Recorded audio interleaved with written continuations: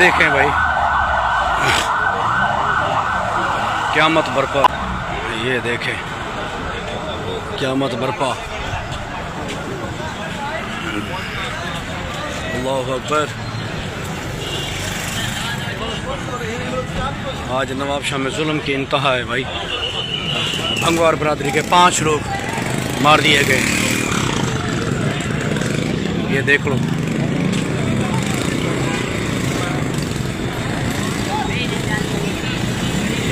नवाबशाह जुल्म की इंतहा भाई।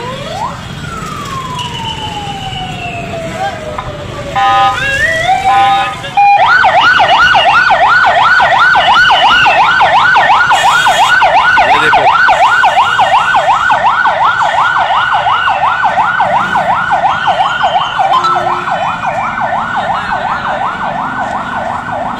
सब मारी विया। असां ॿ नंढड़ा बचा आहियूं।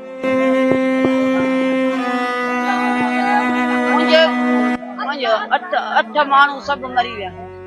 अस्सलाम वालेकुम दोस्तों अॼु नवाबशाह में तमामु ॾुख ऐं अफ़सोस जहिड़ो वाक़ियो पेश आयो आहे। पूरो शहर ॾुख सां भरियल आहे। जंहिं बि जाइ ते मीडिया ज़रिए ही ॻाल्हि पहुती आहे, उते बि तमामु घणे ॾुख जो इज़हार कयो वियो आहे। दोस्तों ही हिकिड़े ई घर जा पाण में सोट गॾु रहंदड़ प्यार ऐं मुहबत सां वॾी ॿधी, उन्हनि में ही तकरार हलणु शुरू थी वियो। 2010 खां हिननि जो तकरार हलंदड़ आहे। कंहिं वॾी ॻाल्हि तां न, सिर्फ़ ऐं सिर्फ़ हिकिड़ी मामूली ॻाल्हि पाणी जे बारे ऐं ॿनी जे क्लास, इन तां तकरार शुरू थी वियो। उन नतीजे में 6 माण्हू पंहिंजा सोट क़त्ल करे विधा। हू सुनवाई तां अचनि पिया। सुनवाई करे रस्ते में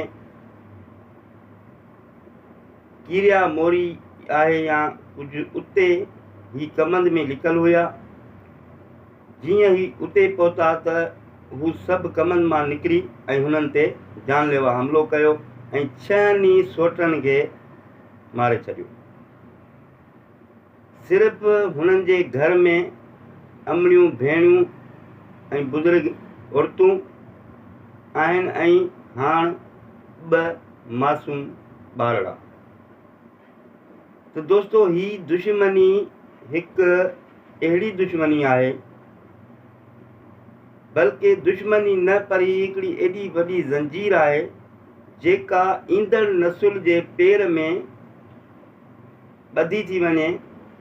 त हिननि असांजा 6 मारिया आहिनि। हाणे जॾहिं बि तव्हां जवान थियो त हिननि जा तव्हां 12 मारे छॾियो। त दोस्तों सिर्फ़ ऐं सिर्फ़ु हिकिड़ी मिल्कियत, हिकिड़ी ॿनी जे करे जानुनि जा दुश्मन हिकिड़े ई घर जा माण्हू। हाणे मंज़र अहिड़ो आहे त हू मासूम ॿार जेके 2 हू तमामु मायूस आहिनि, परेशान आहिनि। घर जूं भेनरूं अमड़ियूं तमामु घणियूं परेशान, तमामु घणी तकलीफ़ में आहिनि। पुलिस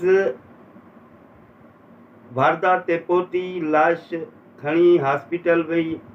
हॉस्पिटल खां पोइ वारसनि हवाले कया लाश। हाणे वारस त सिर्फ़ु 2 नंढड़ा ॿार आहिनि। पोइ SSP नवाबशाह, ज़िले सदर पीपुल्स पार्टी सालिम ज़रदारी साहब ऐं अब्दुल रसूल रिंद साहब ऐं पीपुल्स पार्टी जे MNA जनाब गुलाम कादिर चांडियो साहब, इहे तॾे ते पहुता, तॾे ते शरीक थिया, ॾुख जो इज़हार कयो। उन्हनि मासूमनि सां मिलिया ऐं जनाज़े में शरीक थिया। दोस्तों हाणे ॻाल्हि इहा आहे त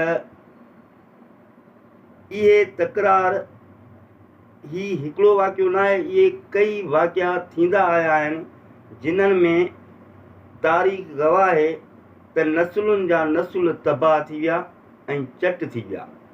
पर उहा बनी उहा मिल्कियत उते जो उते ई मौजूदु हूंदी आहे। पोइ ईअं थींदो आहे त उन्हनि केसनि में एतिरो इंसानु जकड़िजी वेंदो आहे, इन्हनि दुश्मनुनि में एतिरो इंसानु जकड़िजी वेंदो आहे जो उहा मिल्कियत मजबूरन खपाए करे उन जे दुश्मनीअ जे मथां ख़र्च कई वेंदी आहे। पोइ न मिल्कियत रहंदी आहे, न ख़ानदान रहंदो आहे।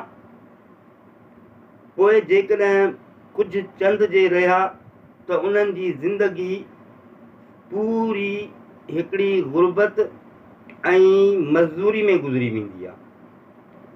पोइ उहे इहो सोचींदा आहिनि त असांजे वॾनि जेको कयो तमामु घणो ग़लति कयो, असांजे खे तबाह करे छॾियो, असां वटि हेतिरी मिल्कियत हुई, हाणे असां वटि का शइ न आहे, असां मज़दूरी ते मजबूर आहियूं। त उन्हनि नसुलुनि खे इहो सोचणु घुरिजे त भई एॾी वॾी तबाही खां बहितर आहे त इन मामूली ॻाल्हि खे हज़म करे छॾिजे। जे पाणी जो वारो आहे ठीकु आहे, राति जो हिन वियो त को मसइलो कोन्हे, सुबुह जो मां वेही वठंदुसि। ही क्लास आहे, ही हिते न हुजे, ही क्लास मूं ॾे आहे, ही तुंहिंजो क्लास आहे त तुंहिंजी बनी में हुजे, त हेतिरो क्लास जेकॾहिं तुंहिंजी या हुनजी बनी में आहे त को फ़र्क़ु कोन थो पए। उन ॻाल्हि खे हज़म करे बहितरीन ज़िंदगी इंसानु गुज़ारे सघे थो ऐं पोयुनि नसुलुनि लाइ बि कुझु बचाए सघे थो ताकी हू बि सुख जी ज़िंदगी गुज़ारे सघनि। त इहा जालप तमामु घणी हलंदड़ आहे ऐं अहिड़े दौर में, अहिड़े बाशऊर दौर में एॾी वॾी जहालप इहा हिकिड़ी ॾुख ऐं अफ़सोस जी ॻाल्हि आहे त असांजी नसलुनि खे सोचणु घुरिजे ऐं पोइ अचण वारी नसलुनि जे लाइ बि सोचणु घुरिजे त मां ही क़दम खणां थो पर इन जो रिएक्शन जेको मुंहिंजी ईंदड़ नसुल ते पवंदो उहो केॾो ख़राबु हूंदो। इहे ॻाल्हियूं सोचे सम्झी अहिड़ा क़दम खणजनि। जेकॾहिं को सोच वारो हूंदो इंसानु ऐं उन पंहिंजी पोइ ईंदड़ नसुल जो सोचींदो त मां चवां थो त यकीनन उहो अहिड़े क़िस्म जो को बि क़दम न खणंदो ऐं बर्दाश्त रखंदो पाण में त ताकी मुंहिंजी ईंदड़ नसुल जो को नुक़सानु न थिए। महिरबानी दोस्तो।